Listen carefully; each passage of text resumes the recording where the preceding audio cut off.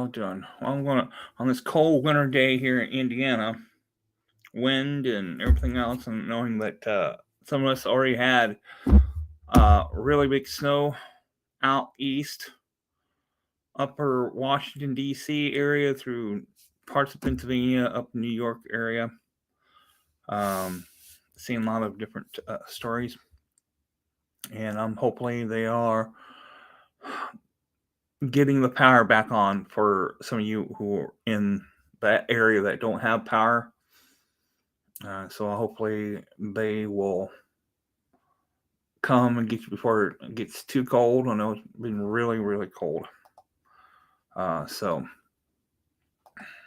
praying for you guys to have electric before end of the day. I know they showed a lot of windows were frozen up and cars still being snow plowed. They can't get out. Saw this one truck. One newspaper lady said that it took 2 hours just burying on half of a truck. So, but um, we'll go ahead and read this story here. Like I said, Follow Me to Hell, based on true stories that started when the Alamo and before Santa attacked that part of Texas. So here I go.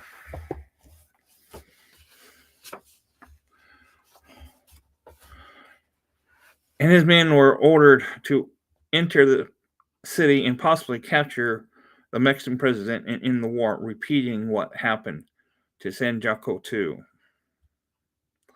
11 years earlier. Perhaps Lane's spies had forgotten to mention that if indeed Santa was here.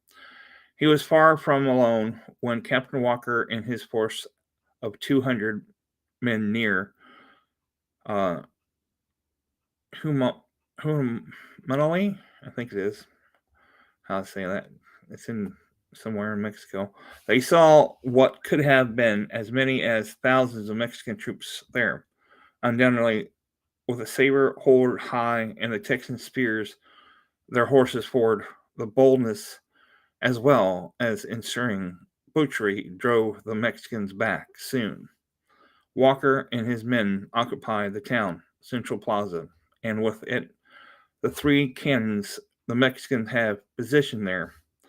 The word of the setback reaches Santa Anna 2 miles away. He dispatched 500 of his lancers to retake the plaza. Spotting their approach, Walker relied on his men. They had been distracted by pillaging, and they charged the oncoming lancers. As horses and men collided, sabers flashed into the sunlight and guns blazing. During one exchange, Walker was knocked out of his saddle as a group of Texans surrounded him to prevent further harm. This place as long as one of you is living. The bulk of Lane's army arrived and entered the fray. The Mexicans, with many as 200 dead, withdrew. By then, Sam Walker, too, was dead. Furious, victorious soldiers ransacked Humanta and took until the night General Lane to restore order, which included putting out fires, treating injured civilians. 3 days later, when the arrival of the Americans ended, the siege of Pobela and General Scott had taken Mexico City. Santa Anna was finished once more. The Mexican leader, carriage was still of some use. It bare Walker's body to Perot, where burial took place. This was but the temporary rest. However, his remains were soon unearthed, transported to San Antonio, and buried in the old city cemetery. The Rangers' captain remained were on the move again. In April 1856, when, as part of celebration marking the 20th anniversary of San Jacinto victory, he was reinterred once more. this time the Old Fellows Cemetery, sharing a grave with Robert Gipsy. After the war finally ended in 1848, Sanders lived in exile in Kingston, Jamaica, and then Tobacco, Colombia. Incredible, despite his defeat on March 1853, he was back as president of Mexico. Further, he declared himself dictator for life. The life was shorter than expected. As he overthrown 2 years later, he went again to exile. His travels included Cuba, Staten Islands, where he introduced chewing gum to American customers, but failed to profit from it. In 1874, he was allowed to return to Mexico, where he died 2 years later at the age of 82. He was buried with full medal honors. Invading Comanches. With the Mexican and American War over, the primary role of the Texas Rangers returned to protect the increasing number of settlements along the border. Population of 30,000 in the territory in 1830 was now well over 100,000 and still new state of Texas. No tribes could withstand such a population surge, yet Comanche and a few other holdouts continue to conduct raids. New Rangers leaders had to step up because of the death and retirement absence of previous ones. John Coffee Hayes was an example of a later. In 1849, he turned 32, and then not quite yet middle age. He apparently had enough of the rough life as the Texas Rangers. As he was a husband and a father, that year Hayes secured safer employment with the United States government as an Indian agent for Gila River County, New Mexico, and Arizona. But Hayes was not done yet with ruthlessness. He and his family joined the migration to California that was spearing by gold rushers. His wagon train pioneered a shortcut later known as the Tucson Cutoff, which saved travelers from long journey to the south. Soon after arriving, Hayes was elected sheriff of San Francisco County and later became active in politics and was one of the earliest residents of the city of Oakland. Over the years, Hayes amassed a considerable fortune through real estate and reaching enterprises. In 1860, while in Virginia City, Nevada, on a business, he heard the news of the first battle of the Pyramid Lake, which was an opening salvo on Ponto War. He commanded a force of volunteer soldiers at the second battle of Pyramid Lake. Hayes sat out the Civil War, content to attending family business in 1876. He was elected delegate to a Democratic Party National Convention, which nominated Samuel J. Tilden for president, who lost to Ruffin B. Hayes. But Jack Hayes died in California in April 1888, age of 66, and his grave in the Mountain View Cemetery in Oakland. Letting bygones be bygones, upon the birth of Hayes' first son, Buffalo Hemp sent him a gift, a golden spoon engraved with the chief's name. A nephew, John Hayes Hammond Jr., was apprenticed to both Thomas Edison and Nikola Tesla, and was one of the founders of RCA Corporation, or radio, and now back then was TV.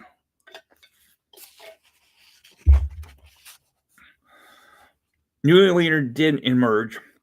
The most well-known of them was John Solomon Ford, whose nickname was Rip. He was born in South Carolina, but like Hayes, was raised in Tennessee. He first aimed to be a doctor, then spent some time as a surveyor and studied law. He hadn't been elected to Texas Congress in 1845, but handgun yet another career, a newspaperman in Austin. The war with Mexico brought him into the Texas Ranger fold. According to Mike Cox, Ford billed Jack Hayes' fugitive boots as Texas' most notorious ranger, captain of 1850.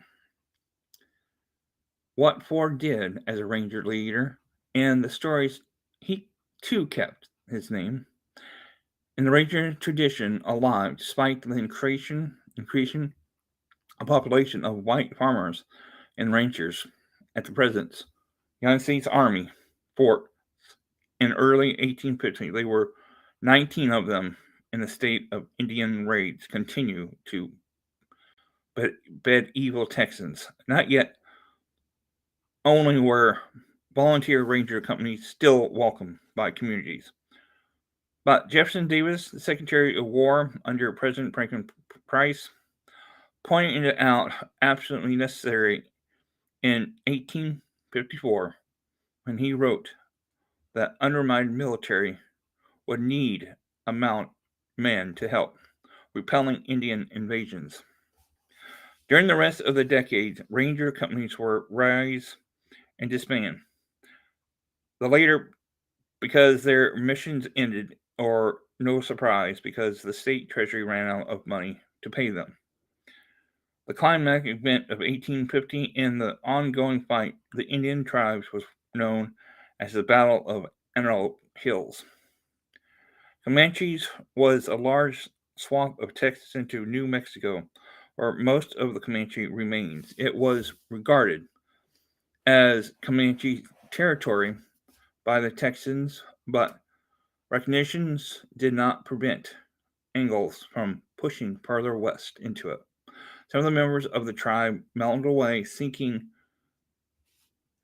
a hunting and habitat haven even further west, but many respond to the repeat intrusions by violently striking back to protect the good grazing ground that already had.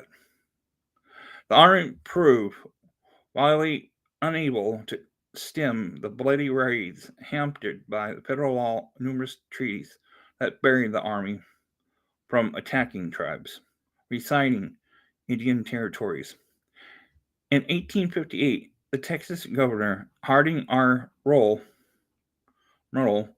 called out fresh batches of Rangers. The leader he appointed was Rip Ford, who was ordered to lead his mounting men into the heart of Comanches. Ford Outlet would be frowned upon by many today, but what made him especially effective commander was his proactive for ordering the whole slaughter of any Indians, men or women he could find. For this mission, Governor Reynolds seemed to give Ford a blank check. I'm impressed upon you necessary of action and injure. Follow any trail and all trails of hostile or suspected hostile Indians. You might discover, and if possible, overtake curiosity them unfriendly. Ford reunited a force of about 100 Texas Rangers and borrowed state military, realizing that even repeating rifle, buffalo guns, and Colt revolvers, he would need additional men. Ford was reunited one he did not have to pay among the traditional enemies of the Comanches were the Tonkawa, and Ford went to their Brazos reservations near what today is Fort Worth. With the help of the Indian Grant, Captain L.S. Ross, he called the headman of Tonkawa, Masato, to a war council where Ross stirred anger against their mutual enemy. Ford succeeded in recruiting 100 of 20 warriors, and Masato declared he was the faithful and important trust friend of the whites that would be put to the test in Comanches. Ford now had well over 200 fighting men under his command. They heed to the governor's order to follow any and all trails of the hostile inflicted the most severe punishment, which was right up Ford's alley. Scouts were sent to locate Comanche camps north of the Red River. Now, Ford and Pelasco were determined to follow the Comanches and Killwall up to their strongholds, mid to the hills of the Canadian River into the Wichita Mountains. If successful, their mission would not just kill warriors, but decimate the Comanche's food supply, destroy homes, and generally eliminate their ability to make war. On April 15, 1858, Ford and his force crossed the Red River and advanced into the portion of the Comanche in the Oklahoma area. Ford knew full well he was violating federal laws and numerous treaties by moving into the Indian Territory, but stated later that his job was to fight Indians. Now, Agent was the father of Lawrence Sullivan, Sul Ross, 19 at the time, who would become a revived figure in the Texas history, who appear elsewhere in this book. As a soldier in Confederate Army, Sul Ross participated in 135 battles and skirmishes and became one of the youngest rebel generals.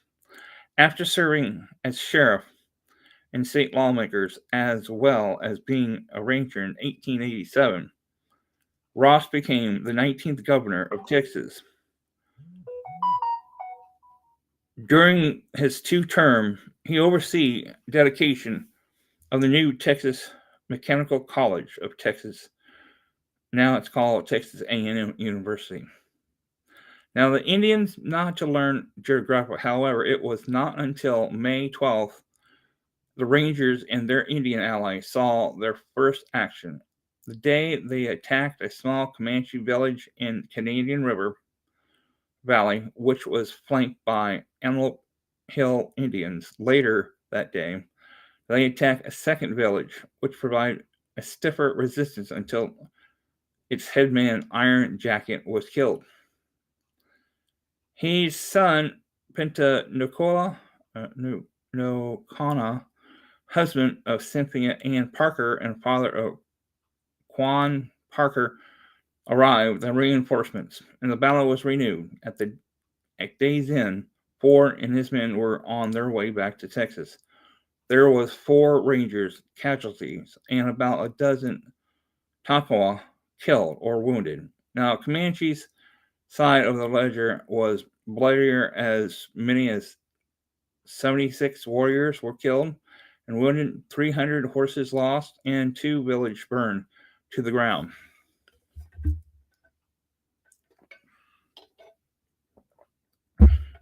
Still, the outcome of the battle in May was the beginning of the end for the Comanches in Colway. For the first time, a Texan force had penetrated Comanches attack Indian village with impunity and successful return. The United States Army would adopt some of Ford's tactics, including attacking not just warriors, but always women and children, destroying their food supply and the buffalo.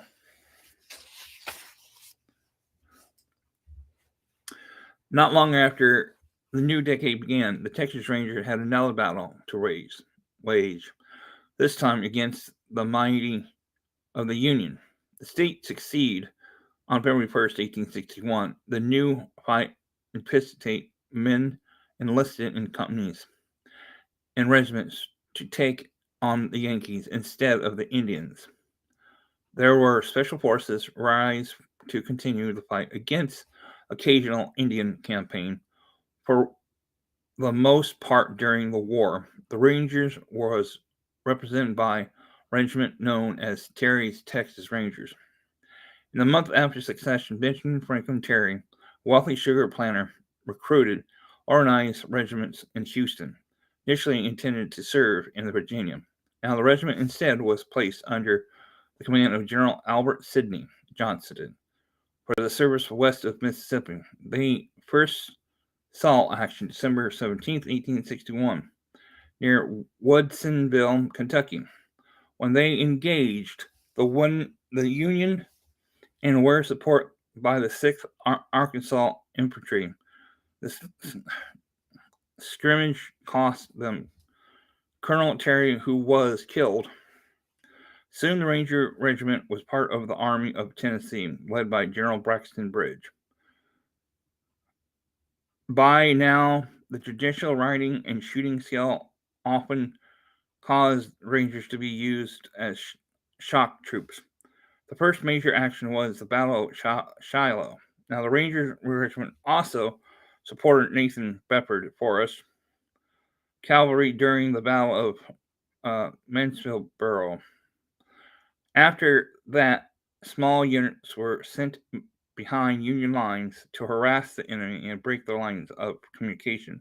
But the Rangers fought in the Battle of Chickamauga, and Knoxville campaign and Atlanta campaign. The Ranger ability to harass the enemy was often called upon against William Tecumseh Sherman. By July 1864, Sherman's army had reached Atlanta. On the 30th, Terry Texas Ranger met the troops at the Union Colonel E.M. McCook and defeated them. Following the loss of Atlanta, the regiment passed through the flank of Sherman's force as marched through Georgia. Their last engagement was the Battle of Bentonville, where they made their final charge. The Ranger Regiment surrendered on April 26, 1865, with the rest of the Army of Tennessee. But it was further west where a slowly younger soldier had survived a misforgotten campaign, sequentially rose through the ranks, and he would go on becoming one of the famous Texas Rangers. And here, patient reader with the stage significantly set where Linder McNally enters the story. Well, there's that story. Now, the Lone Star Lawman. I'll read that another time. So, hey, thanks for being here. I appreciate it. I'll talk to you guys later. Hey, do this I just got done reading Follow Me to Hell and stuff. So I'll do some more maybe later on. Hey, thanks for coming, even though it was late, but thanks for coming. Appreciate it. I'll talk to you later, Douglas.